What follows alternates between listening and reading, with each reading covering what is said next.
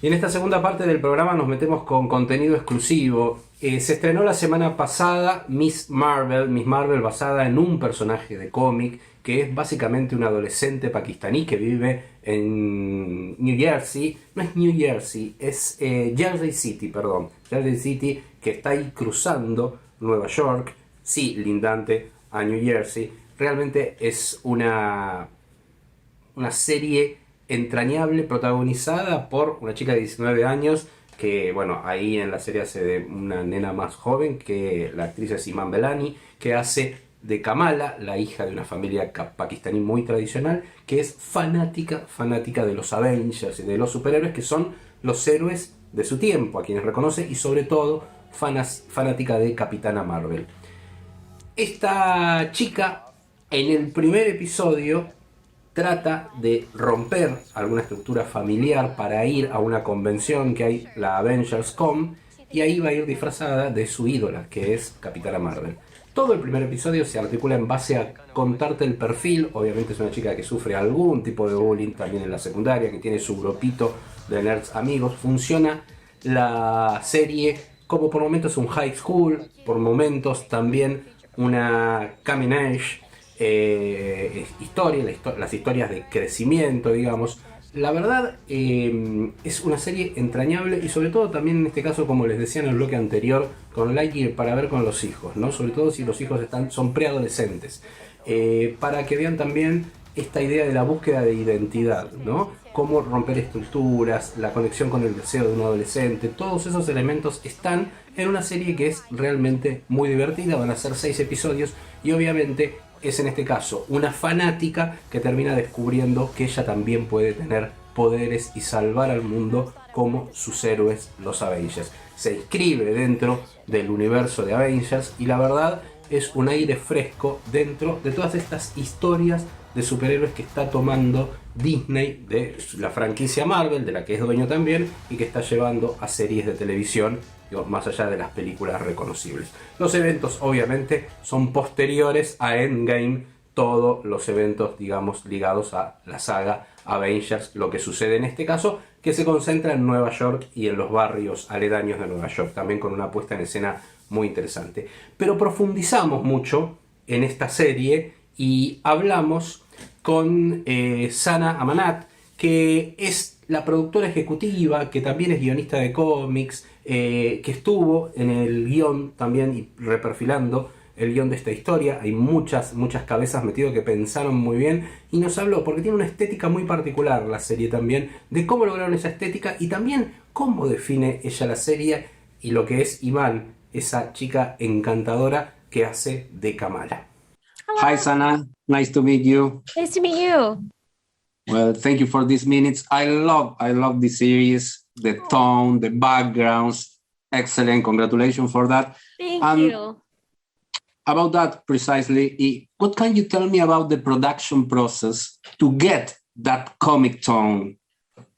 Yeah, I mean, oh my God. It was definitely, we thought long and hard about how we wanted to make the show feel really special and unique and fresh, but also similar to the comics. And that was something I think our directors really gravitated towards. And when we were thinking about how to open the show and how to make a statement about who Kamala was in a very short way, the first idea was just her being someone who writes fan fiction and figuring out what that fan fiction looked like, because that is one of the first things that happens in the comic book as well. And so that was, the kind of guiding principle for us was that fan fiction sequence in the opening. That animation was going to tell the story of who Kamala was, how she looks at the world, and we wanted to continue to integrate that throughout the series. And that's something the directors really pushed for, and Nordine, our VFX supervisor, really pushed for, because it feels like that element really made it connect to the way the comics were, the way the comics were very vibrant and bouncy. That animation kind of helped bring that in. That and the color, I think, really brought that all together and made it feel fresh and unique. And yet we still were reminded that this is in the MCU, especially with all of the hints to the rest of the Avengers in Kamala's love. Precisely about that. What do you think about Miss Marvel in this? How does it fit into the in Marvel universe with all the series and movies? Yeah, Because I mean, it's a big universe now.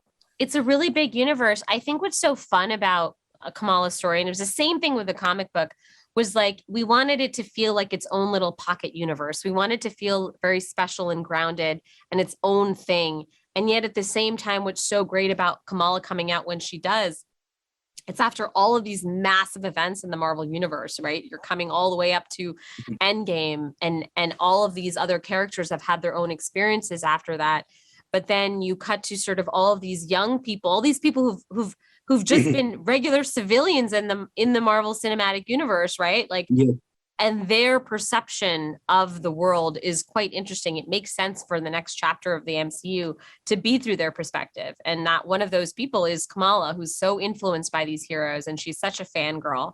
And that is what I think has made this feel like its own little heightened, stylized place, but still so connected to the MCU, because ultimately she's a fan and she wants to be like them, but then she has to kind of find her own story. So I think that's what's so great about the timing of this show, and that Kamala is sort of at the forefront of it. Did you inspire in any particular movie? Because I saw in the internet in different interviews about Scott Pilgrim, for example. Yeah, I mean, I think for sure. I mean, I think there's so many different, we've had a bunch of different influences, stylistically with this, with the design of the show. I think ultimately we found, I think, our own style with the show, just in terms of having rules to it. Like with her animation, the design of it, you haven't really seen that before, and using her room and the environment into something that feels like it's coming to life, because that's very, very Kamala, and then pulling those elements and integrating them into the environment. Also pulling from the environment of Jersey City, which is so vibrant, and making that into something unique. So yeah, of course. I mean, Scott Pilgrim is there, and Spider-Verse is there. All those are true, but I feel like we found our own little footprint. Style, no? Yeah. And there are a lot of things that you say. How do you define this series? Because it's a comedy, but it's it's a high school series too, and of course an action superhero series. How do you define? I mean, I think I define it as a real coming of age story. Ultimately, I think it's like a quirky, funny coming of age story that happens to be about a superhero, and and so I think it's a little bit of everything, and I think that's what makes the show really special, is that it feels like you're just watching a show about a young woman navigating her life, and then suddenly she's hit with superpowers, and then you go on this whole other adventure. And so for me, that's really what it's about. And of course, it's an identity story. That's really a big theme of our shows, is identity and finding your voice. Of course. And tell me about Iman.